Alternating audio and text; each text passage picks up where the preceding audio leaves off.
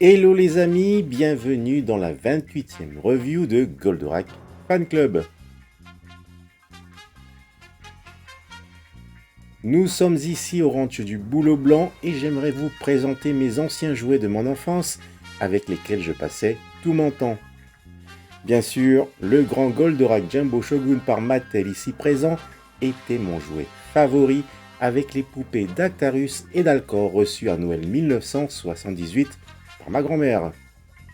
Loin des grands pays, sur une toute petite île du Pacifique Sud, les jouets arrivaient dans les magasins en quantité limitée. Ma petite maman et ma tante me gâtaient quand elles le pouvaient. Je me souviens même des grandes braderies du centre-ville où près des manèges se tenait le stand de Barbapapa avec des pistolets à eau en forme de Goldorak suspendus à un fil de part et d'autre du kiosque. J'étais baigné dans les univers de Star Wars, de Galactica, d'Albator, d'Ulysse 31, de Maya l'abeille, de E.T. l'extraterrestre, de Superman le film, d'Indiana Jones, des bandes dessinées comme Strange, Astérix, Tintin, du Rubik's Cube. C'était certain, je ne m'ennuyais jamais. J'ai conservé au mieux mes jouets, obtenant parfois des doubles pour mes anniversaires ou à Noël, et au fil des ans, j'ai perdu quelques accessoires, même cassé des mécanismes ou autres parties du jouet fragile.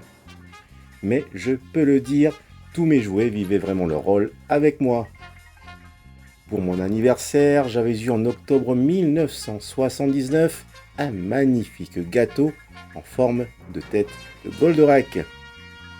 En cadeau, j'avais eu les 33 tours de Goldorak comme au cinéma et de Maya l'abeille. Mais si on regarde bien sur le canapé, mes poupées d'Actarus et d'Alcor étaient sagement posées. Ma grand-mère collectionnait des poupées du pays du soleil levant et ses proches amis et voisins étaient des Japonais. Ainsi, parfois ma petite maman leur passait des commandes de jouets et ils revenaient de Tokyo avec dans leur valise des figurines comme Grandizer que je ne connaissais pas. En 1977, ils me disaient simplement qu'au Japon, c'était le jouet du moment. Et quel bonheur d'en réunir quelques-uns ici sur cette table, car ces jouets ont chacun une histoire. Le temps passe si vite, les souvenirs ressurgissent, et comme j'aimerais beaucoup m'amuser avec ces mêmes jouets pour reprendre la dernière partie de jeu que je n'avais pas pu terminer avec eux quand j'étais gamin. Je sais, c'est pas normal de le dire comme ça, mais c'est tout moi. J'ai eu le masque de Goldorak par César, les poupées d'Actarus et d'Alcor par C.J. Arbois, et j'utilisais même comme sur la photo, le Centurion Silan par Mattel comme soldat de Vega. Certes, il était bien plus grand qu'Actarus et Alcor, mais il tenait bien son rôle de méchant. Comme la plupart des enfants en 1978, j'avais eu pour Noël la version européenne du Goldorak Jumbo Shogun par Mattel, alors qu'en 1975, les enfants au Japon avaient eu la première version, l'iconique Jumbo Machinder Grandizer par Poppy, dont voici la réédition sortie en mai 2026 par Bandai Spirits.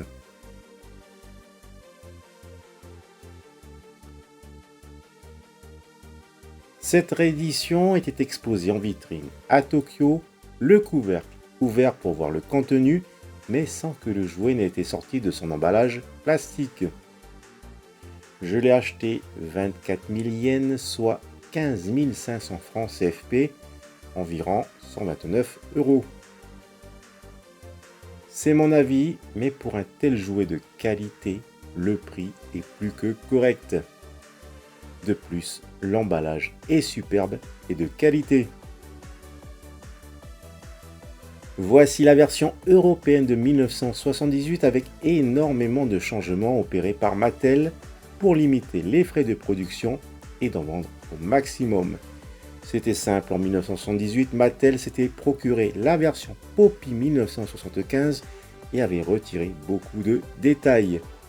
Au dos, l'inscription Dynamic Kikaku Toidoga.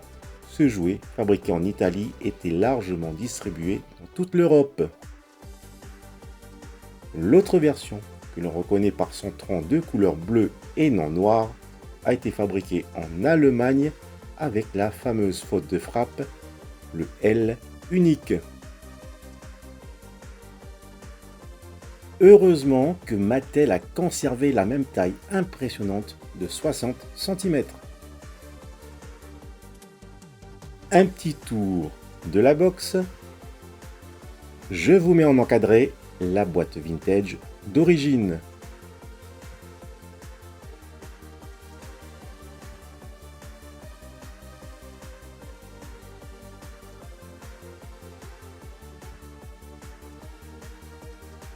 C'est tellement magnifique.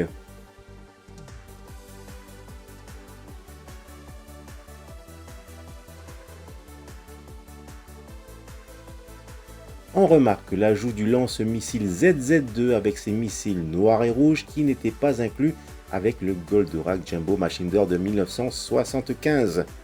C'est un très beau cadeau.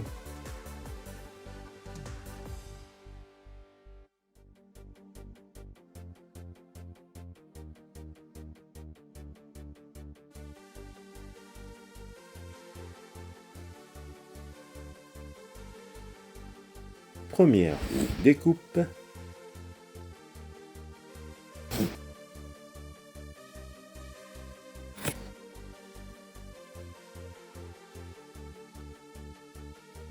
Prêt pour son unboxing. Je découvre en même temps que vous le contenu.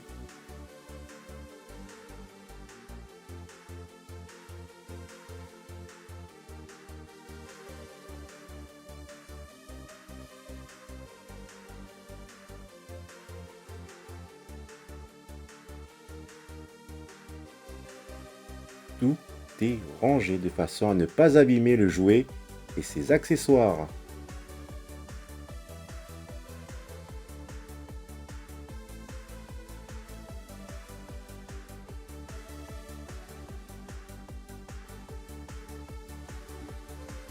Les différentes notices.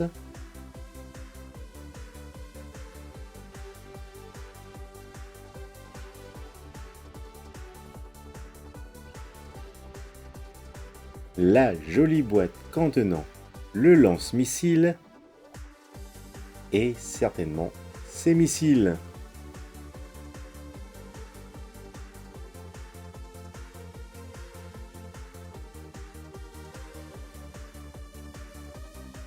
Je l'avoue, j'apprécie chaque instant de cet unboxing, alors je vais prendre tout mon temps pour le faire.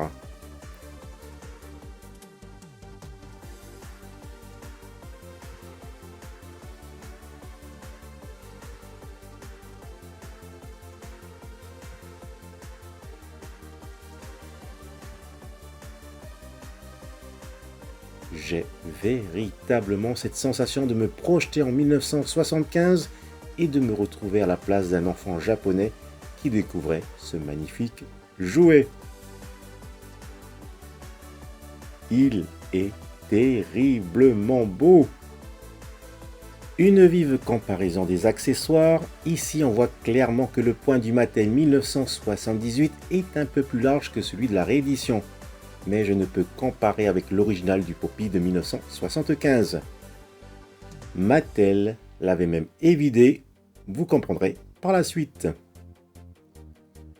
Autour du point droit de la réédition du Bandai 2026 qui possède un mécanisme à l'intérieur, on remarque alors avec cette image du point original de 1975 que son mécanisme était d'une autre forme et de la même couleur que le point.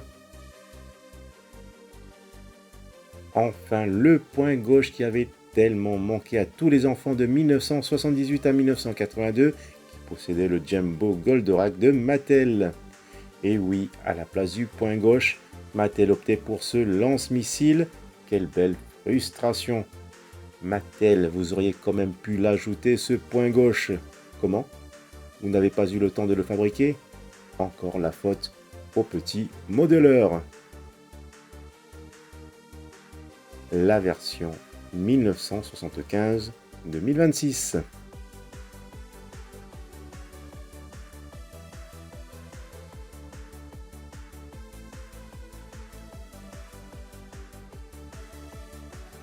Les Astéroaches.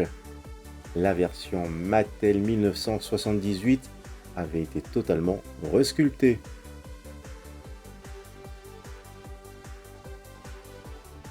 Alors que la version Poppy Bandai 1975-2026 se rapproche davantage de l'animé. Je ne comprends pas pourquoi Mattel avait ajouté ces reliefs à leur Astéroache. Les missiles de 1975-2026 diffèrent légèrement de celles de 1978 par la longueur des ailettes.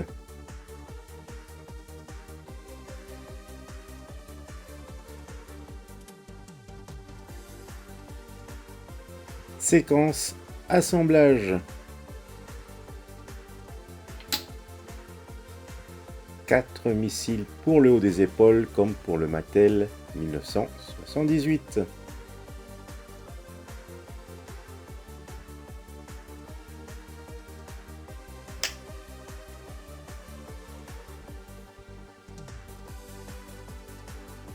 10 missiles pour les jambes, alors que la version Mattel 1978 n'en possède que 6.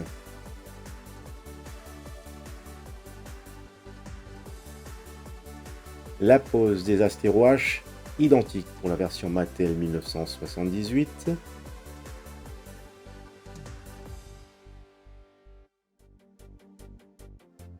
Et c'est ici que tout diffère de la version Mattel 1978 avec la pose des points du Poppy Bandai 1975-2026.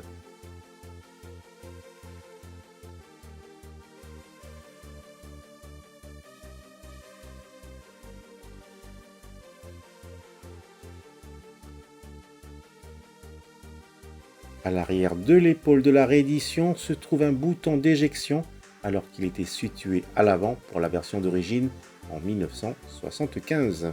Fulgure au point. Le Poppy 1975 n'avait que le point droit d'éjectable. La réédition 2026 nous en offre 2.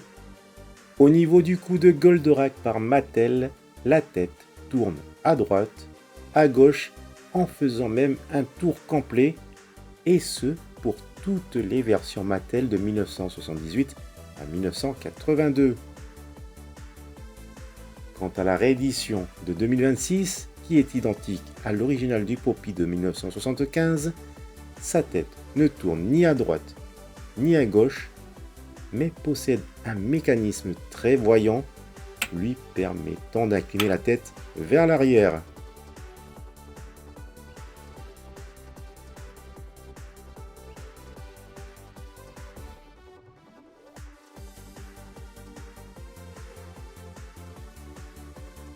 Quel est l'intérêt, me direz-vous? Eh bien, clairement, cela permet une position de vol, puisqu'en 1975, Poppy vendait séparément sa soucoupe porteuse que Mattel ne tenait pas à produire pour sa version. Si seulement.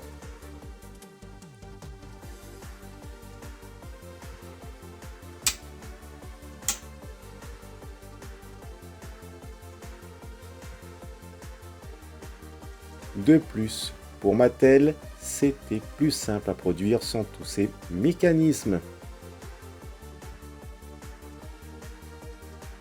Attention Actarus, il y a un mur devant. Désolé Alcor, je ne vois que le sol.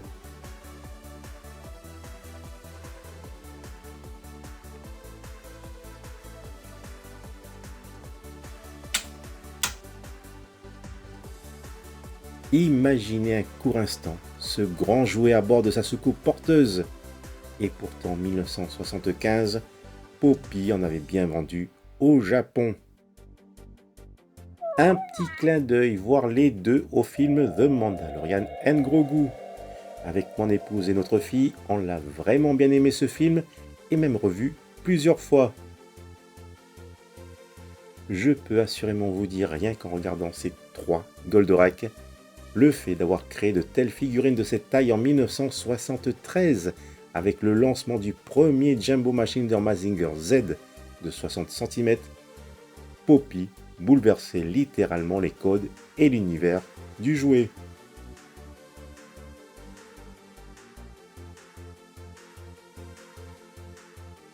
La réédition Bandai Spirits, fabriquée en Chine.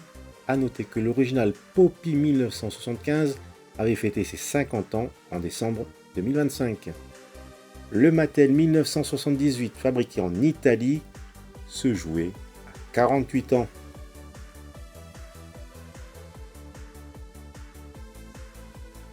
Le Mattel 1978, fabriqué en Allemagne, 48 ans d'âge. Cette fois-ci, je lui ai mis le lance-missile. Je le disais précédemment, le Goldorak Jumbo Machinder Poppy de 1975 n'avait pas de lance-missile ZZ2 qui était vendu séparément. Mais sachez que les 14 missiles étaient simplement destinés à sa soucoupe porteuse qui les lançait. Le test de tir.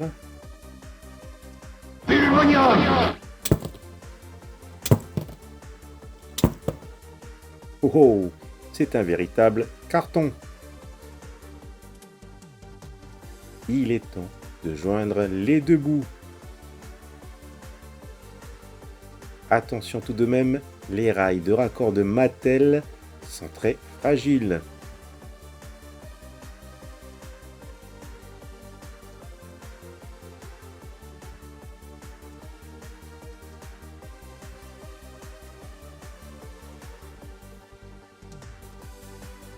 La princesse Cristal valide la réédition.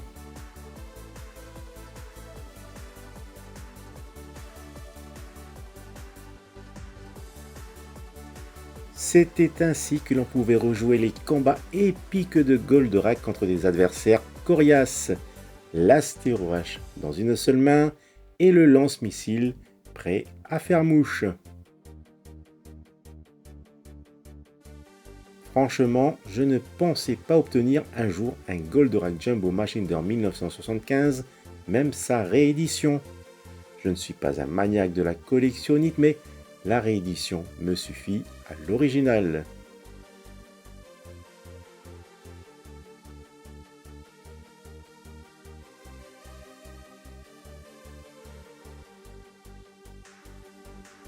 Les fameuses différences ou le jeu des 9 erreurs avec le Fulguro point pour le Poppy Bandai et le point unique pour le Mattel. La différence des astéroïdes qui sautent aux yeux. La barre de coups pour le Poppy Bandai que n'a pas le Mattel. Le rétro laser aplati et muni d'un autocollant rouge pour le Mattel. Rétro laser. Alors que le Poppy avait un rétro laser bien en relief et tout rouge, comme sur cette belle réédition. Le Poppy Bandai avec un slip en relief rouge et sa protection en relief peinturée de jaune. Pour le Mattel, pas de relief, tout avait été lissé pour la pose d'un autocollant. Idem pour la protection des genoux avec la pose d'un simple autocollant. Le Poppy Bandai a une vraie protection de couleur rouge aux genoux comme les lames rouges du poing, avec surtout ses 10 missiles aux jambes, une lame rouge sur le haut du pied et les roulettes sont de qualité.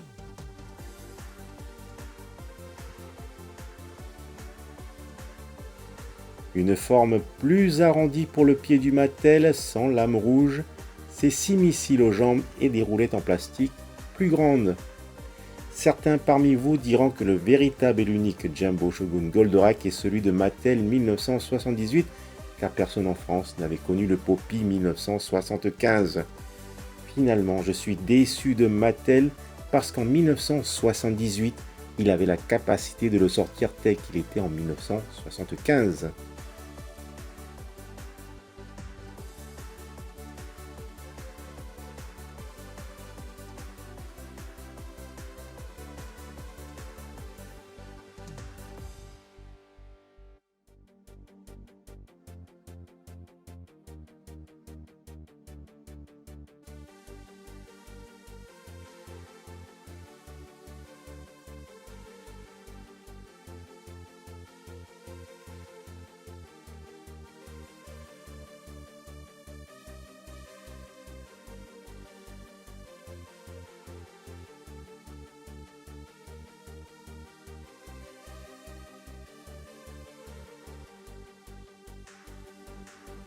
Voici quelques versions dites rétro de ma collection. Le Jumbo Shogun Goldorak est machinalement surnommé rétro version, non seulement par son âge, mais aussi à sa couleur bleu flashy sur ses épaules et ses jambes qui ne sont pas du tout conformes à l'animé. Mais d'autres figurines respectent la couleur de Goldorak, comme la version manga que voici.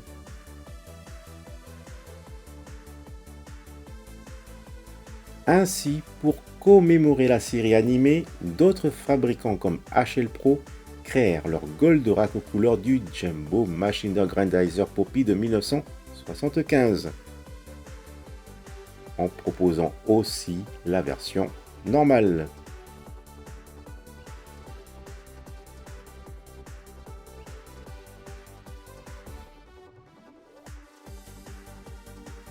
La version rétro hommage la plus réussie est celle du fabricant Abistyle.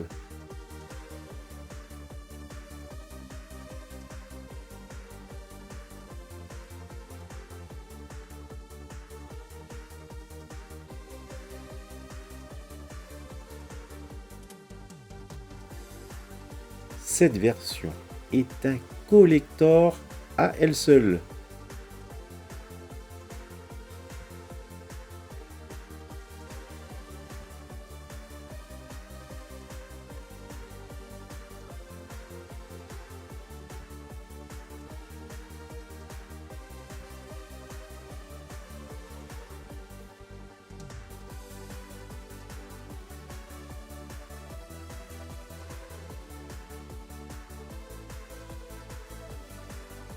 La version magnétique par Magneto, fabriquée en Allemagne en 1978, était vendue sur mon île dans tous les tabac-journaux de l'époque.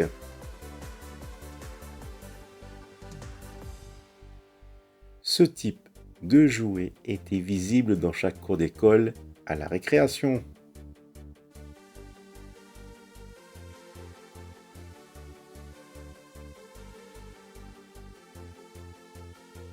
Bien sûr, d'autres coloris étaient disponibles dans ces toutes premières blind box d'époque.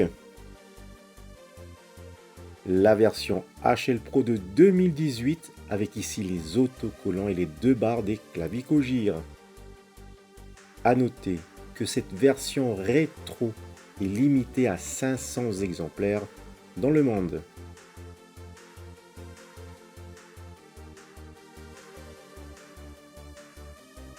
Pas de missile pour ce jouet de 50 cm, mais l'hommage est fait par la couleur et les boutons qui permettent de simuler les points éjectables.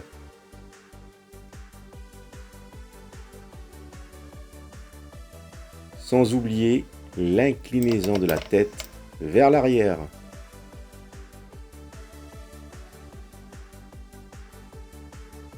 Encore une version rétro HL Pro 2025, mais cette fois de 23 cm.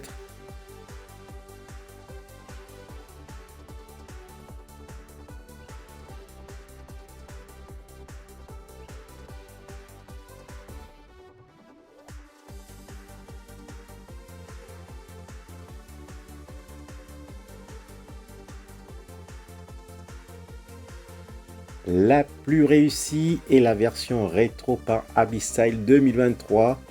Tout est interchangeable, les cornes, les points, le rétro laser, le ceinturon doré est en métal, un vrai bijou. Abistyle en avait produit 1978 exemplaires dans le monde.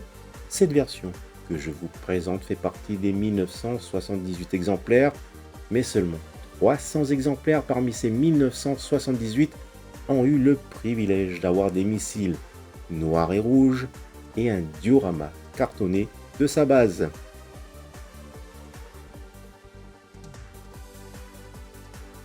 Ce jouet collector tant critiqué à tort et à travers durant les précommandes puis boudé lors de sa sortie sur le marché proviennent simplement de l'incompréhension du style adopté, de ses formes méconnaissables pour certains et pour d'autres un prix trop élevé pour un jouet en plastique de nos jours. Même si en vérité, La version Abby Style représentait parfaitement une version hommage au Poppy de 1975.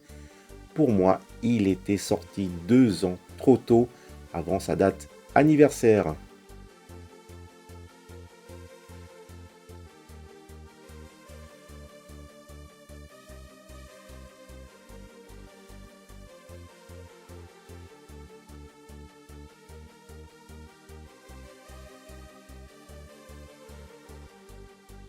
Je pourrais même ajouter que Abby Style avait vraiment respecté les détails du Poppy que Mattel n'avait pas fait.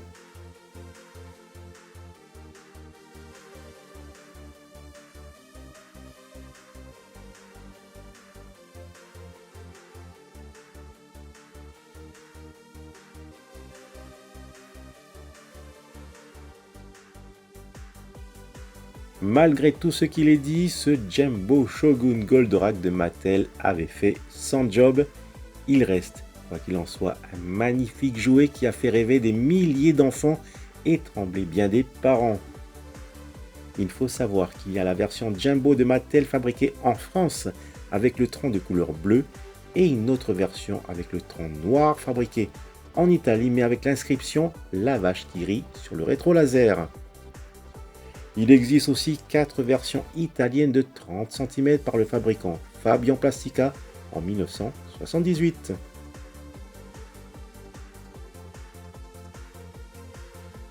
Au cours de cette année, HL Pro sortira une autre version rétro de 12 cm qui fait partie de cette gamme de jouets.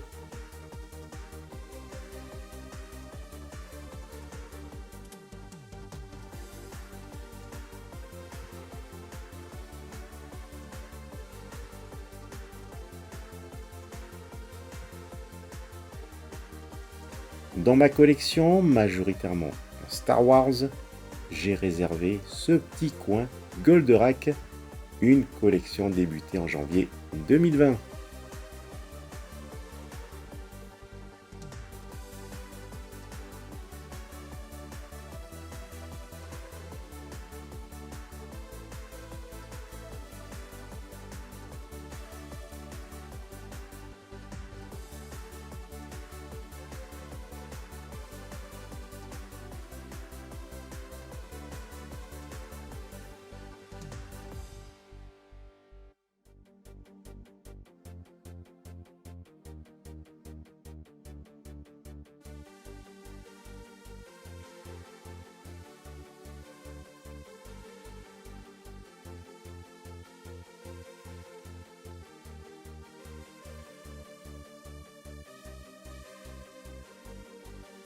Voilà, j'ai pu réaliser aujourd'hui même en ce mois de juin 2026, ce que je n'avais jamais pu le faire depuis 1978, la fameuse pose avec dans ses 2 mains les Altéro H. Je ne peux que remercier Bandai qui nous a agréablement surpris avec de multiples rééditions de Poppy.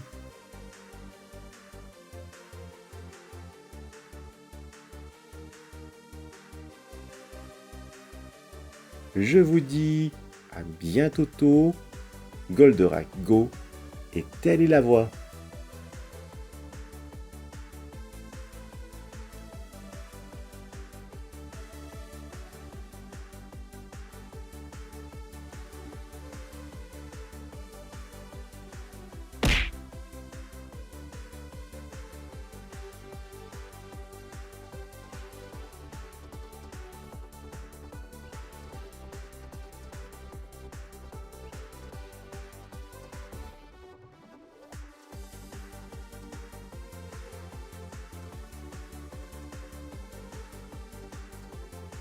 Goldorak dans Le Retour. Missionné sur Terre afin de savoir si le prince de forêt est de retour, Veto Gato de la division Ruine se rend très vite compte que ce n'est qu'un minuscule Goldorak et ne peut alors s'empêcher d'en rire et conclut que Goldorak n'est pas de retour. Mais Veto Gato se trompe, Goldorak se dresse à son insu au centre du sens giratoire. Corneau fulgure.